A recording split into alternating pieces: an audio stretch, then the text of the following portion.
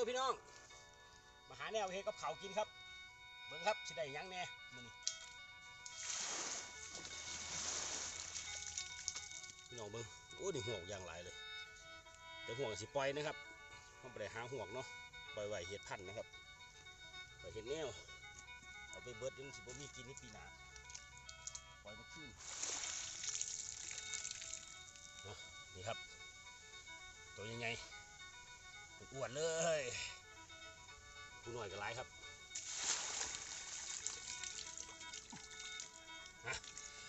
อันนี้ได้กบแล้วครับพี่น้อง